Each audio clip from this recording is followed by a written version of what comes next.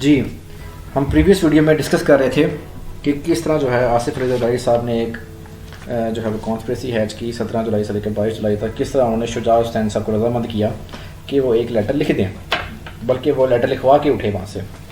और उसके बाद जनाब आप सबको पता है कि ज़रदारी साहब वो मुल्क से जा चुके हैं, क्योंकि दुबई गए हैं जनाब अपनी वो सालगिरह मनाने, क्योंकि पाकिस्तान जो है वो सिर्फ हुक्मरानी के लिए है, बाकी इन सब लोगों का सब कुछ वहाँ पे है।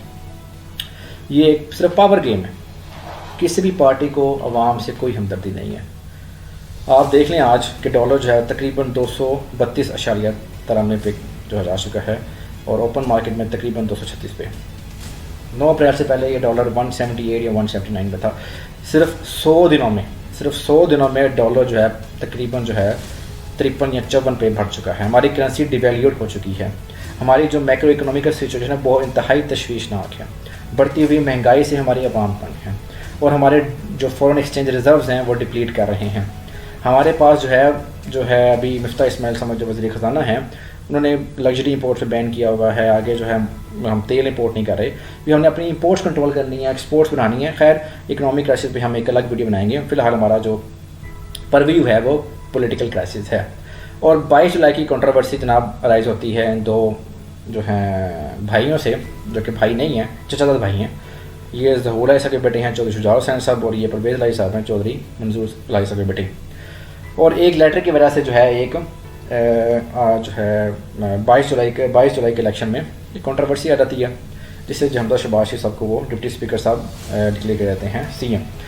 अब जो है परवेज़ लाई साहब जो है वो अप्रोच करते हैं जी लाहौर में जो है सुप्रीम कोर्ट की रजिस्ट्री, वहाँ अपनी पटिशन लेके जाते हैं, वहाँ अपना मुकदमा लेके जाते हैं कि किस तरह जो है आइन शिकनी हुई है, किस तरह एक आइनी बहरान क्रिएट कर दिया गया है, किस तरह एक सियासी बहरान क्रिएट कर दिया गया है। और मुआशी बहरान की तो हम बात ही नहीं कर रहे, क्योंकि वो हमारे लीडरान की जो है प्रायोरिटी में नहीं है। अब वो अप्रोच करते हैं जी हाई सुप्रीम कोर्ट की रजिस्ट्री में, जहाँ पे जो है वो 3 रुकनी बेंच बनता है, जिसकी सदारत करते हैं जी chief justice of Pakistan honourable justice Umar Ata Bandial, उनके साथ ऑनरेबल जस्टिस एजाजुल हसन साहब, और उनके साथ ऑनरेबल जस्टिस मुनीब अख्तर साहब। वो हेयरिंग करते हैं जी। वहाँ पे जो है परवेज़ लाई साहब के वकील पेश होते हैं जी, जो कि PTA की तरफ से सेनेटर हैं अली ज़फ़र साहब, जो कि इंतहाई जो है उनकी एबिलिटीज़ बियॉन्ड डाउट हैं जी। वो रिप्रेजेंट कर रहे हैं जी परवेज़ लाई साहब को। दूसरी तरफ जो है डिप्टी स्पीकर साहब को वो रिप्रेजेंट करते हैं जी इरफान कादर साहब, और चौधरी शुजा हुसैन को रिप्रेजेंट कर रहे हैं जी सलाहुद्दीन साहब। और जो अब क्या कहते हैं जी जो लॉ मिनिस्टर हैं जी सेंटर में, सेंटर आज़म अज़ीर तार साहब, जो कि उनके पास पावर और टानी नहीं है, लेकिन फिर भी वो जाके सुप्रीम कोर्ट के रोस्टरम पे आते हैं और अपना एक स्टांस पेश करते हैं जी। अब सुप्रीम कोर्ट में हेयरिंग चलती है जी, उससे पहले ही PDM की सारी जमातें अपना बयानिया सामने ले आती हैं, और वो मोजिद जजेस पे जो है जिस तरह इल्ज़ाम तराशी करते हैं, जिस तरह जो है मरीम नवाज शरीफ साहब का बयान सबके सामने है कि मैच फिक्सिंग तो होती है, वो एक जुर्म है, इस तरह बेंच फिक्सिंग भी एक जुर्म है। अदलिया पे सवाल उठाए जाते हैं। अदलिया जो कि हमारी स्टेट का एक पिलर है, हमारी मुकन्नना जो कि हमारी लेजिस्लेचर, अदलिया और एग्जेक्टिव, ये स्टेट के पिलर हैं। ट्राइकोटमी ऑफ पावर जो है ये एक स्टेट की ब्यूटी होती है। बैलेंस ऑफ पावर स्टेट की ब्यूटी होती है। सेपरेशन ऑफ पावर स्टेट की ब्यूटी होती है।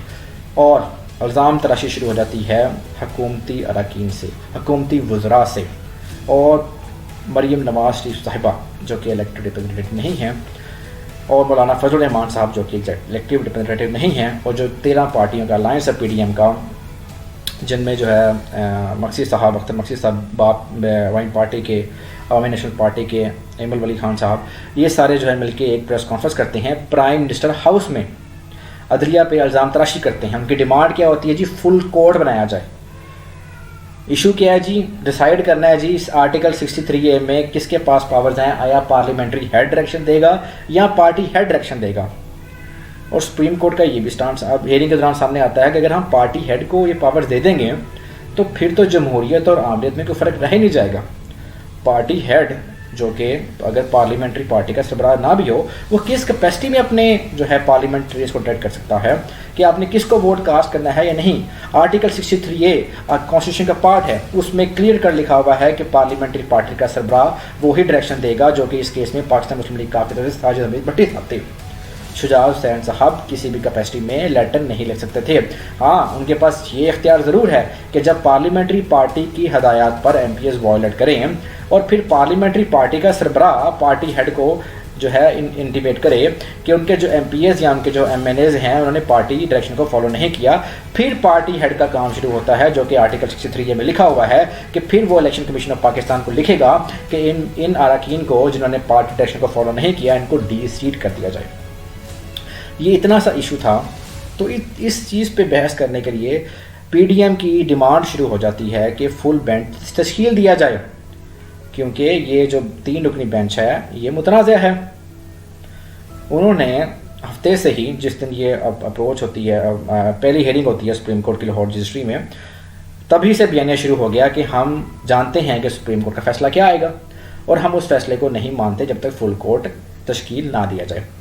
उसके बाद मंडे को हेयरिंग होती है। मंडे को जो है वो तमाम जो पार्टीज़ हैं, PML क्यू जाती है जी, शुजात हुसैन साहब जाते हैं फ्रीक बनने के लिए, पीपल्स पार्टी जाती है, उनका नुमाइंदगी करते हैं फिरोज एच नायक, तो सब जाके अपने दलाइल देते हैं और पीर की रात को जो है सारी हेयरिंग के बाद सुप्रीम कोर्ट फैसला देती है कि फुल कोर्ट बनाने की इस्तदा मुस्तरद की जाती है कि फुल कोर्ट नहीं बना सकते, क्योंकि इस टाइम 17 जजेस होते हैं सुप्रीम कोर्ट में, 4 सीट्स वैकेंट हैं, 13 जजेस हैं, कुछ जो है वो वेकेशंस पे हैं, वो इस टाइम अवेलेबल नहीं हैं। इसलिए जो है ऑनरेबल चीफ जस्टिस उमर अता बंदयाल साहब कहते हैं कि फुल बेंच तश्कील नहीं दिया जा सकता, सितंबर तक तश्कील नहीं दिया जा सकता। और फुल बेंच इतने से माइन्यूट इशू जो कि इसमें इतनी एम्बिग्यूटी भी नहीं है, आर्टिकल 63A में बड़ा क्लियर कर लिखा हुआ है, इस काम के लिए तश्कील नहीं दे सकते।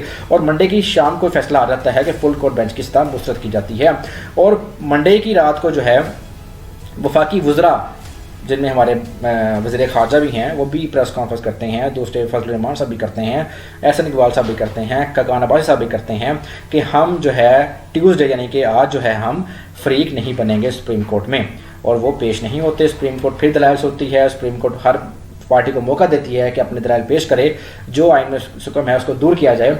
तो सुप्रीम कोर्ट का जो है वो आज लैंडमार्क डिसीजन आ जाता है, जो कि रात 9 बजे फैसला 10 बजे आता है कि परवेज़ इलाही साहब, जो कि मेजॉरिटी वोट्स ले चुके थे 186, उनको जो है डिप्टी स्पीकर की रूलिंग जो कि अनकॉन्स्टिट्यूशनल डिक्लेयर की जाती है, उसकी जो है उसको मुस्तरद कर दिया जाता है, उसको कल अदम करार दे दिया जाता है और परवेज़ इलाही साहब को पंजाब का CM डिक्लेयर कर दिया जाता है। इसके साथ साथ ये भी हदायत की जाती है कि बलीगुर रहमान साहब जो पंजाब के गवर्नर हैं, वो 11:30 बजे तक रात वो हलफ भी लें परवेज़ इलाही साहब से। अगर वो अवेलेबल नहीं है तो सदर मुमलिकत आरिफ अलवी साहब वो हलफ लें परवेज़ इलाही साहब से। तो ये आज का लैंडमार्क डिसीजन जो सुप्रीम कोर्ट के मौजूद जज साहबान ने दिया है, ये पाकिस्तान की सियासत में क्या रोल प्ले करेगा, इस पर हम डिटेल से दोबारा अगली वीडियो में डिस्कशन करेंगे। ये वाकई एक हिस्टोरिक और लैंडमार्क डिसीजन है, जिसकी जितनी भी हम खराज तहसीन पेश करें हमारे जजेस को उतनी ही कम है। उन्होंने जो है एक हमारा जो सियासी बहरान था वो किसी हद तक शायद रिजॉल्व हो जाए, लेकिन आप PDM की जमातों से किसी अच्छे की उम्मीद नहीं रख सकते। उनका वही स्टांस रहेगा, जी फुल कोर्ट क्यों नहीं बना, फुल कोर्ट क्यों नहीं बना, फुल कोर्ट बनता तो शायद कुछ और फैसला आ जाता। लेकिन हमारे पास जो है सुप्रीम कोर्ट में इतने केसेस बैकलॉग है 51,000 कुछ केसेस का, अगर इस छोटे से इशू के लिए जो है वो फुल बेंच तश्कील दे दें तो बाकी केसेस का क्या बनेगा। तो हम अगली वीडियोज़ में डिटेल से डिस्कस करेंगे कि अगर जो है हमारे जो शुजात हुसैन साहब है वो अब अगला स्टेप क्या लेते हैं, कि आया वो ECB को लिखते हैं डी नोटिफिकेशन के लिए कि नहीं लिखते, और इस जो सुप्रीम कोर्ट का फैसला है इसके हमारे जो है अगली हमारी पॉलिटिकल सियासत पे क्या असरात आएंगे, इसको हम अगली वीडियोस पे डिटेल से डिस्कस करेंगे। कि अब परवेज़ इलाही साहब CM हैं जो कि मुतफ़क़ा उम्मीदवार हैं PTI के, GB में, आज़ाद कश्मीर में, KPK में हुकूमत है PTI की। अब देखना ये है कि PTI का मुतालबा यही रहता है कि वो असेंबली कॉल करें और जो है वो इलेक्शन कॉल पे बाज़िद हैं, या वो पंजाब में अपनी हुकूमत बरकरार रखते हैं, या जो है वो वोट ऑफ कॉन्फिडेंस जो हमारे सदर साहब है वो कहते हैं जी सेंटर में शहबाज शरीफ साहब को कि वोट ऑफ कॉन्फिडेंस लें, क्योंकि वहाँ पे हुकूमत जैसे 2 वोट्स पे कायम है। अगर वहाँ से MQM गई तो हुकूमत ख़त्म है जी वहाँ सेंटर में। अब अगले जो कुछ महीने हैं वो काफ़ी इंटरेस्टिंग होने वाले हैं, और देखते हैं जी सुप्रीम कोर्ट की रूलिंग का क्या आगे असरात आते हैं, और पंजाब की पॉलिटिक्स किस तरफ जाती है, सेंटर की पॉलिटिक्स किस तरफ जाती है। और अगली वीडियो हम कुछ अपने इकॉनमी बनाएंगे, इकॉनमी क्राइसिस पे बनाएंगे, और हम इंशाल्लाह इस तरह की जो वीडियोस बनाते रहेंगे। हम आगे 1947 से लेकर अब तक अपने इशू डिस्कस करेंगे जी। आप हमारा चैनल लाइक करें, सब्सक्राइब